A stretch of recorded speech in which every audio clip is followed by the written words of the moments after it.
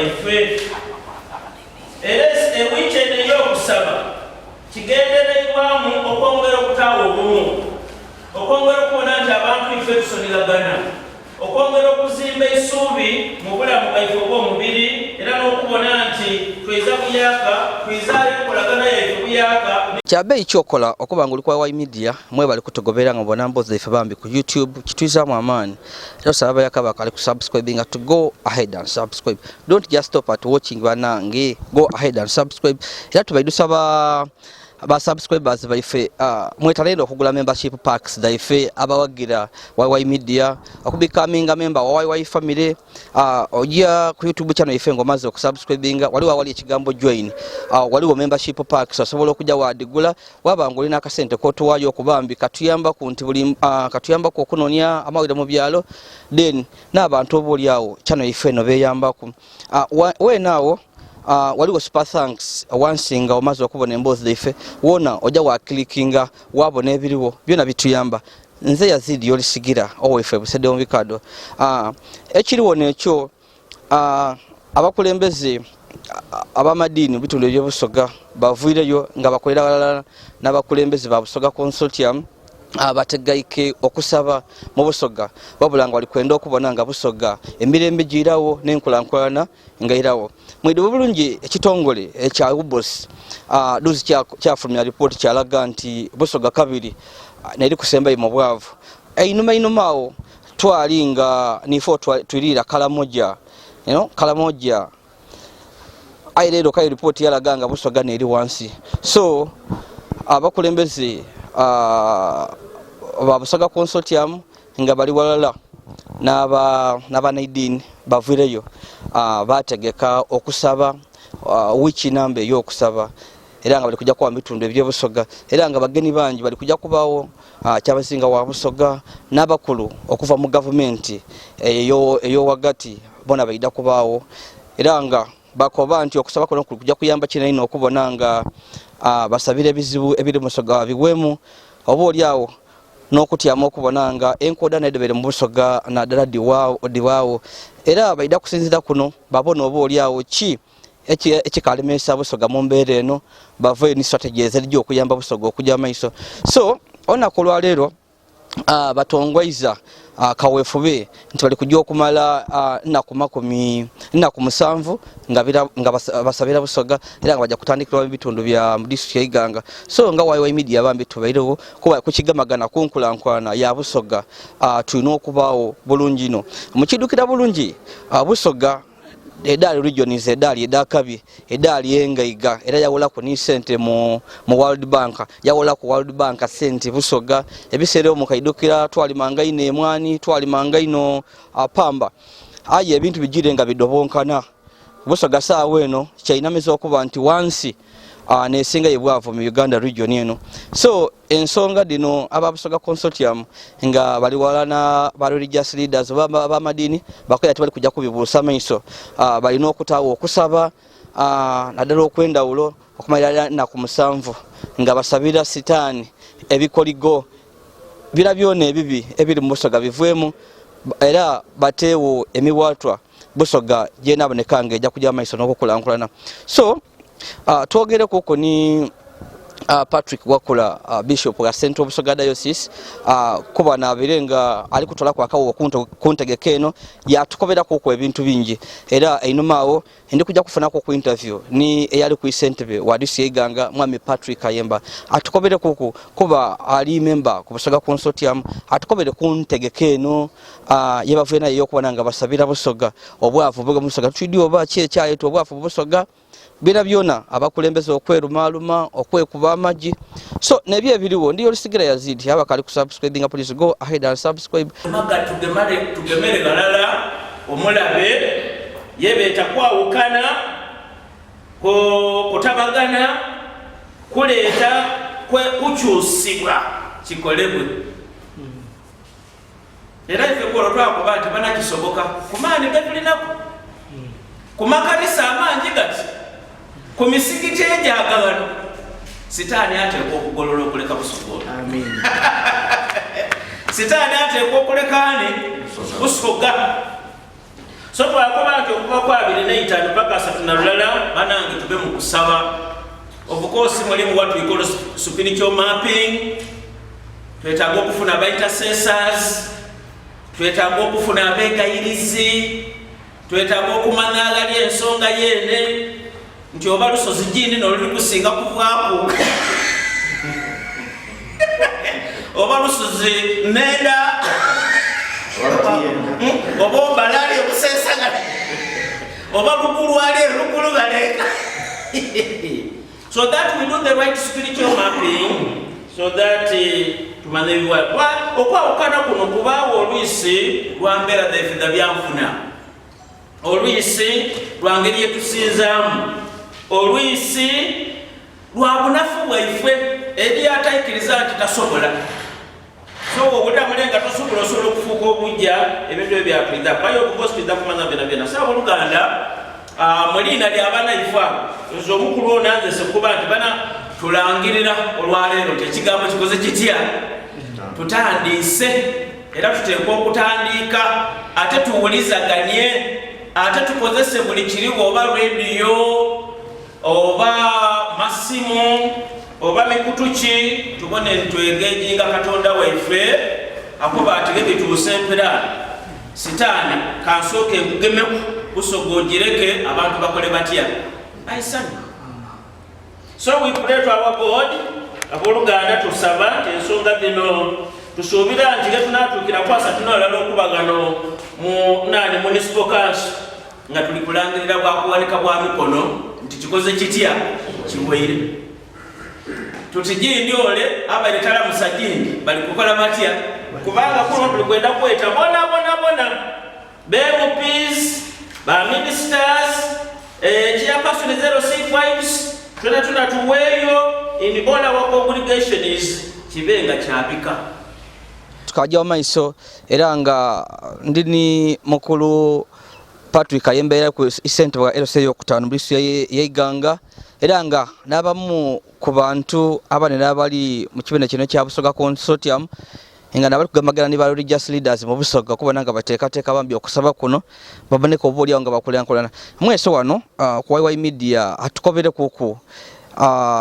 ebisinga okukino kibali ku kyeba kawefubo ne batandiseko mukulu Kayemba tusangira okubona nendo okubera abali ku YY media entereke niyo muri ku tuulire nga bishop wakoba nti mutesese wiki namba eyo okusabira Busoga buzibu kyo buli mu Busoga bamwendo osabira Katonda mumbeere embi ni mumbeere ennungi abaawo asigala te Katonda. National anthem egulumiza Katonda. O Uganda Busoga anthem egulumiza Katonda. Tulowooza nti reports dona edawubos dibaire diraga obwavu nti Busoga nekasinze kubandavu era Busoga neyaleetera Uganda obutatuuka middle income status mangu.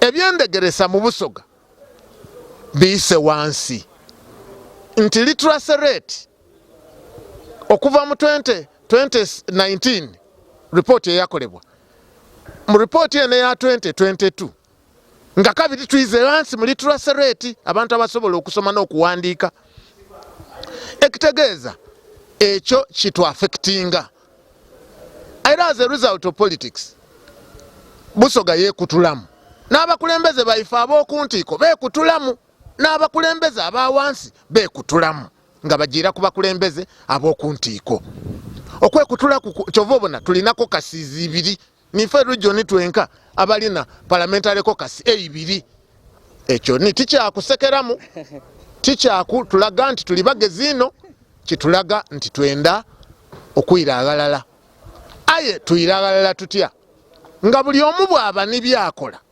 ebisobola omutoola mu bwavu buli omu bw'aba nibyakola ebisobola okumutwala emberi byetaaga mu Katonda n'okusalawo nti enaku nga 25 paka nga 30 katute Busoga mu mikono gya Katonda kuba okusaba kukola mwidukira wano ni covid era twamala kujja kusaba twena aghalala enfonza muidukira wano nti ni President Museveni yena abaira ategekanga prayer breakfast ekitegeeza Katonda mukulu.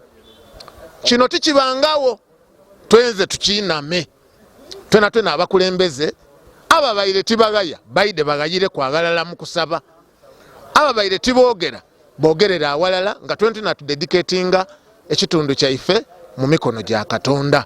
So honorable now oli kutukoba lowooza ebizibu bya Busoga okusaba obusabe kuna bitolawo oba mulina nteekateeka ki naddala oba oli awo okuva ni committees bana abatagemagana abali kujja okuba ati ababenga bayira walala. Nze ndowooza nti okusaba obusabe kuba babeerenga bibaawo tuno omulundi ogusooka nga basaba olowooza ekizibu ekyobusoga okusaba obusabe kino amalawo bino byabana naddala abakulembeze okwekubagana kuba abakulembeze babanga tebali kugemagana era enkulankulana tebaawo mu bantu kuba n'abawagizi babe bagirako nankani ku layini eyo. So nze olowooza nteeka kyedindi ngaotwe kujasi okusaba de muli kujja okolesa nga we muviireyo okubona nga muyisa Busoga wala era ejjo maiso n'okulankulana. Busoga Consortium yatandika mu 2017. Mu 2019 yakola kyebeta Busoga Development Agenda. Omuli empanga 10 ng'empanga 10 edo daakutuse envula kututwala mberi. Era duuzi gano ngena kwa 27 mwezi ogw'omukaaga twatongoza plan yaife ey'omwaka eyasooka. Gajire nganga gabaawo effort ningi ed'okwiza Busoga awalala. Aba baire tiboogera okubayiza kwagalala effort said abandi mubaire tetimudiidi aye niimwe eyo aba baire timwogera mwena gabairewo effort gabairewo ni effort ningi edda okusaba mu makanisa abantu aba baire basabira Busoga bangi aye twakoba tuti ebyo byonna bye muli kukola katube n'okusaba okwagalala twegayirire Katonda bibe ni plan bibe nga bidi kwa mafuta ga Katonda. Effort said bairenga dijanga mu maiso abandi dem bairenga timwidde dokwiza abantu abairenga tibategeragana agalala. Tuli kujja kwongera ku cementinga bucementinge na kusaba kwa Katonda. Okay, Mami Kayemba nga tukomenkereza mu weekend yo muri kujja kumalanga musoma nga musaba activities yedirimu tulambule kike muri kujja okola mu weekend kyene nigo muri kujja okuba ebitono bye muri kujja okubamu oba oli awo n'abantu babeyo nga bali kubalindirira. Tucommissioninze meeting siningi edali da nsambo ndala ediri kujja okubaawo hagati g'abantu abanene n'abantu abatono. Edo dijja kubaawo mu wiiki eyo. Vice President alina ategeike dina eyaba leaders bonabona n'abakulembe balide wenkoba ba leaders nkobe ba leaders aba political parties mu Busoga wano, ba leaders aba religions mu Busoga wano ni ba leaders aba local governments mu Busoga wano. Okay. Ategeike ni ba leaders ba private sector abakulu ba madivani bani ategeike dina eyo yona ejakolebwa idindera okubona nti abantu abakulembeze abo babagalala n'okuharmonizinga message eno. Okay. Activity eyindi abasiraamu mwena muli tujja kuba n'okusaba eyo mizigiti gyaimwe. Aye okusaba okwagalala kuli kujja kuba enakalama mu muzigiti ogw'enakalama ogwo munene ogw'omu masanganzira agali olugya ebusiya n'olugya embaale. Abaseveniside ku lw'omukaaga bali kujja bona n'okuba n'okusaba mwidda kutegeezebwa agagene. Okay. Agajja okukunganirwa okusaba okwagalala.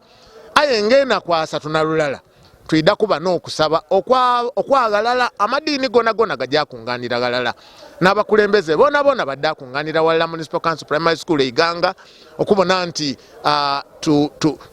tuwe ekifaananyi nife bene tweyiza obuyaka awalala. Okay. Gaida deni okuba oluvaanyuma lwakyo gaida kubaawo omupiira ogujja okuba kusaza ground. Omupiira ogwo okuyinama drum omupiira gwa drum program guli kujja kuba kusaza ground era gwona gwa unity na reconciliation. Okay, mu byogere bya byonna mukunganya wa Busoga tomukonieko alikwogera ku Busoga kwira walala kwekolankulanya wabulanga Busoga ni kyabazinga oba oliawo muntekateka daimwe tibwine kyabazinga oba oliawo kuba yena abantu bawira kyabazinga alikujja okwida awantu baida mu bungi era message yo oba oliawo eyingira mu bantu abatuwuliriza okusaba okwagalala okujja okuba mu Iganga Municipal Council Primary School kujja kubaako abanene ba busoga bangi nikyabazinga mwene